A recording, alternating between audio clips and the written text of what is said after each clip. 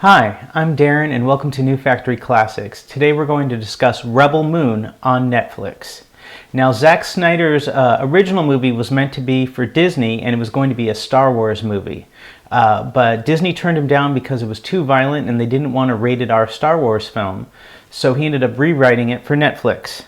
Now, what comes out is basically what would happen is if you asked a 12-year-old to rewrite A New Hope, and you told him you wanted more violence, more gore, and really bad CG.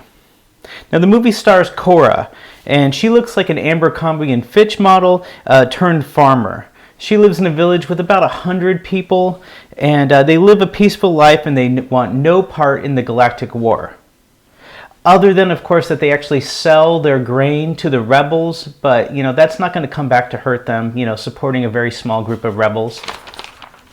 Immediately, the Galactic Empire military shows up and kills the village leader for selling the grain to the rebels. They also enslave the village and demand about 80% of their grain going forward, but definitely was worth it to make that few extra dollars. Kora originally plans to run away, but decides not to when she sees military men start having their way with one of the local farm girls. It turns out that Kora was actually one of the best people that was in the military, but she had run away years before. But she's very combat trained. She can do karate and jumping around, and she can not miss with any gunshot. So she's incredible. And then, of course, we're introduced to a droid that's voiced by Anthony Hopkins. I can't tell you how amazing this character is. It's a battle droid. It has Anthony Hopkins' voice. It's a dead shot. It won't miss on any shots that he makes. And that's why, as soon as he's introduced, he basically leaves. He kills a few people and he just walks off into a field, which is fine. It's not like he was the best character or anything in the film. The droid has so much knowledge of what's going on. He knew all of the galactic history. He knew different things going on with the military. He knew everything about Kora. He also is actually the narrator for the film, which is definitely why it's super important that he's apparently not in the movie. Eventually, we'll see him come back. About 2 hours into the future, he'll walk out of the field and see them right at the end. But don't worry, you won't have him in the entire movie because nobody wants a killer battle droid in their film. Kora decides that she needs an army. If she's going to be killing the military and help defend these 100 people that live in this farm village, she needs to help take care of them. I can't explain this to you enough. There are 100 people living in this village, and they're going up against an empire of, let's go with billions, the most massive army with all of the tech, and these people have like rock shovels and stuff. But for some reason, instead of staying, they decide to stay instead of running away and finding a new place. But that's their choice. So she decides to go and try and find people to assist her. She needs to build up an army, but first she wants to get some name recognition, some assassins, some other people to join her crew.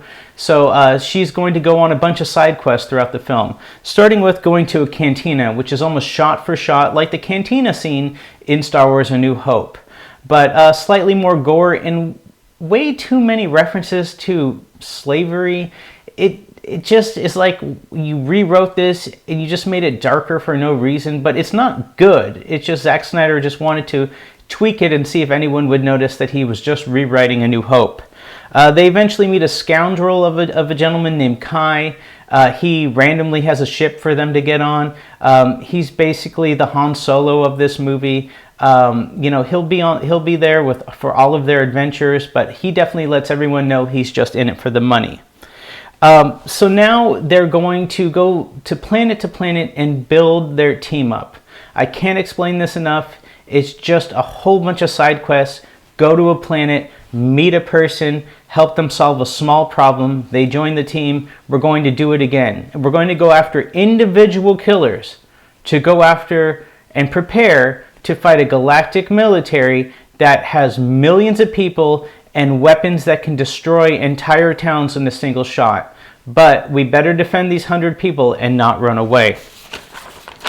The first guy that they go and find is a Native American prince from a different planet. I say Native American, but it's implied that he's one with animals and one with all the species. And he eventually he is an indentured servant, and they can't get him to be able to come with them unless he shows the guy who owns a farm that he's working for how to talk to a griffin and make the griffin calm like a wild stallion you would do. So there's a 15-minute scene where he calms a griffin and he flies through all these different caverns and like he's flying through the Grand Canyon. It's gorgeous. Like, the CG is actually really good in this scene.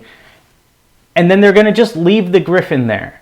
Like, there's this entire scene where he becomes one, and it's like, wow, this is gonna be so cool in the rest of the movie when they're fighting stuff. No, they leave the griffin. No need for the griffin. We have this guy that can talk to animals, which is gonna be really good when we fight this giant military in a few hours in this film. Then they meet an assassin on a different planet. She has two fire swords that look as close to lightsabers as you could get without Disney suing you. She fights a giant spider woman thing. It's a few minutes. It's cool looking, but it doesn't really address the fact that they're still like 5 people deep now preparing to go against a giant military. They never really explain what their plan is. Next, they go to a Colosseum world, which I can't explain as the biggest letdown of the whole movie. There's a Colosseum planet where everyone is fighting to their death, and people come and watch these people, and it's going to be absolutely amazing. And they don't show any combat. There is no combat, no murder, no anything. I imagine it's in the director's cut because he wanted to have violence in it. I don't know. All they do is they meet a general in the locker room, essentially, and they urge him to join them. He used to be in the military like Kora, but he was kicked out. He's been fighting ever since, but we're not going to see that. We're not going to see anyone fighting.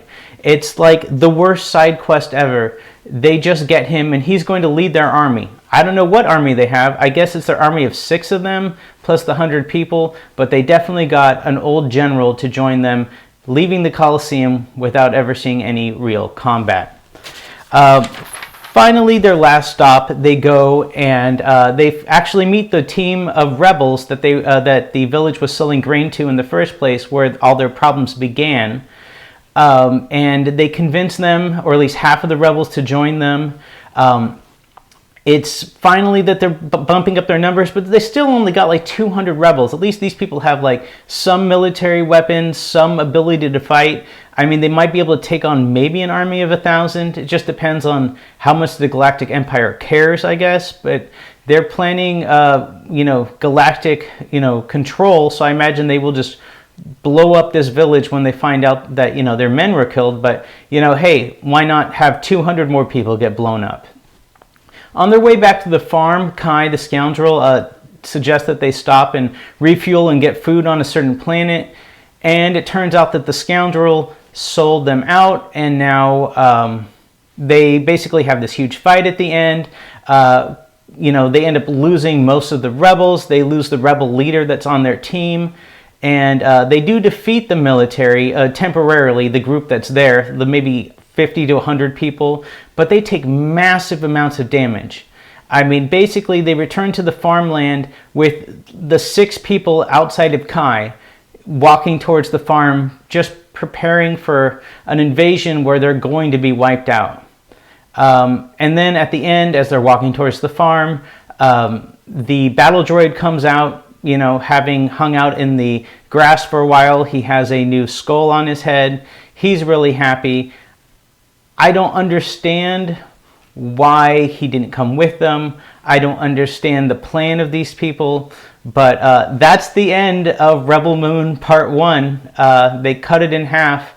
Somehow the movie is 2.5 hours long, and it feels like they barely accomplished anything. But, that's what life is when you're a rebel living on a moon, I guess. So now I have seen it, so you don't have to. Thank you very much for watching this video. Please like, subscribe, and share, and have a great day.